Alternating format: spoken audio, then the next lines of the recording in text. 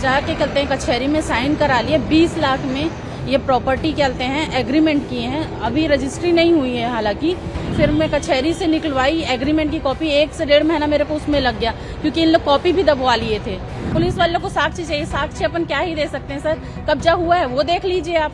और क्या कहते हैं साथ में जो एग्रीमेंट की कॉपी, तो बोलते हैं इसको साक्ष्य नहीं माना जा सकता। तो और कहाँ से, हम लोग क्या कैमरा लेके घूम रहे थे। उसका कहना था कि क्या बोलते हैं छत्तीसगढ़ से आई है, यूपी में दफन होगी, ज्यादा बात मत कर, हमारे यहाँ ऐसा ही चलता है। तो मेरे को पता नहीं था यूपी में ऐसा ही चलता है।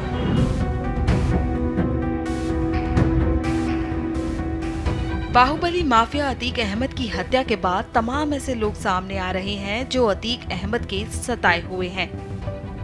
इनमें से कई लोगों की प्रॉपर्टी पर अतीक अहमद और उसके गुर्गों ने कब्जा कर लिया था। ऐसे ही अतीक अहमद के सताए हुए लोगों में शामिल हैं मोनिस परवेज और उनकी पत्नी श्वेता शर्मा, जो करेली के नुरुल्ला रोड पर रहते हैं।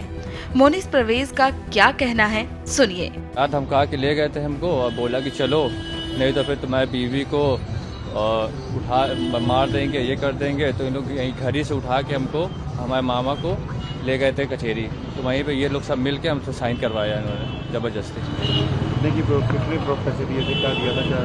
इन्होंने कुछ पैसे नहीं दिए, इन्होंने 15 लाख का चेक दिया था और चेक के बाद इन्होंने जो 13 लाख था कैश ले लिया, इन्होंने वापस नकदी ले लिया निकलवा के हमसे। जिस वक्त ये वारदात हुई, मोनिस परवेज की पत्नी श्वेता शर्मा उस वक्त अपने पति से दूर रायपुर में थी।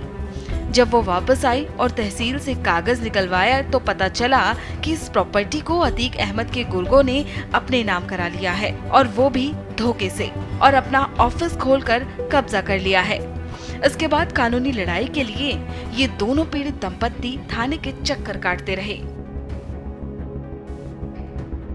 सर ये 6 अक्टूबर की कहते हैं बात है। मेरे मामा ससुर और हस्बैंड दोनों को डरा धमका के लेके गए और ले जाके कहते हैं कचहरी में साइन करा लिए 20 लाख में ये प्रॉपर्टी कहते हैं एग्रीमेंट किए हैं। अभी रजिस्ट्री नहीं हुई है हालांकि।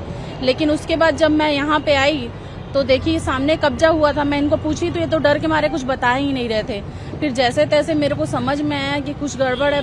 प्रेशर करने से फिर बताया कि इन लोग बैठा के लेके गए थे, साइन कराए किसी चीज में, और इनको प्रॉपर्टी के बारे में कोई नॉलेज था ही नहीं। तो मैं बोली कि ठीक है। फिर मैं कचहरी से निकलवाई एग्रीमेंट की कॉपी, 1 से 1.5 महीना मेरे को उसमें लग गया क्योंकि इन लोग कॉपी भी दबवा लिए थे।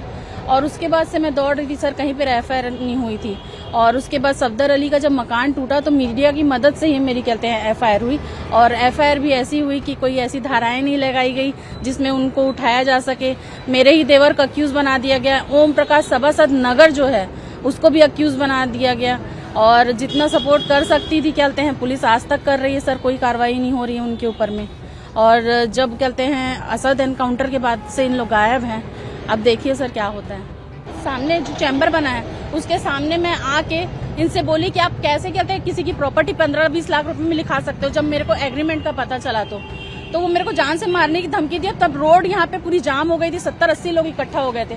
उसका कहना था कि क्या बोलते हैं छत्तीसगढ़ से आई है, यूपी में दफन होगी, ज्यादा बात मत कर, हमारे यहाँ ऐसा ही चलता है। तो मेरे को पता नहीं था यूपी में ऐसा ही चलता है।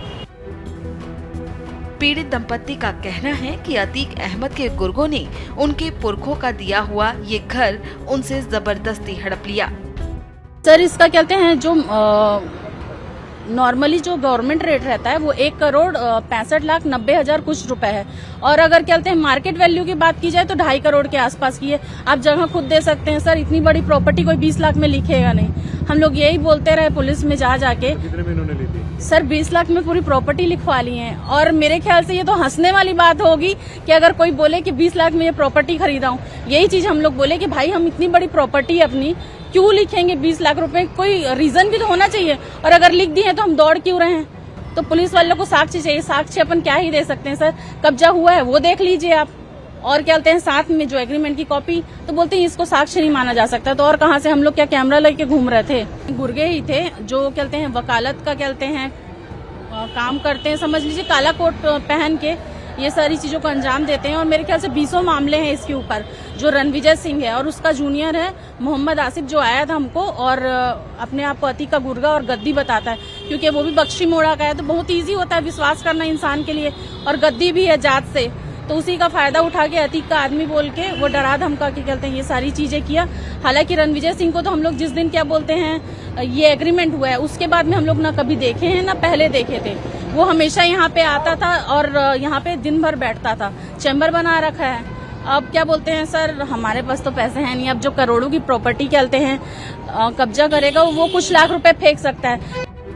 इनका कहना है कि अतीक तो मर गया, लेकिन उसके जरिए लगाया गया बीज अब एक विशालकाय पेड़ बन चुका है और वो लोग सताते रहेंगे। सर क्या बोलते हैं, अब कम से कम उम्मीद है कि हमारी जमीन वापस मिलेगी, शायद वो डर से चले जाएं।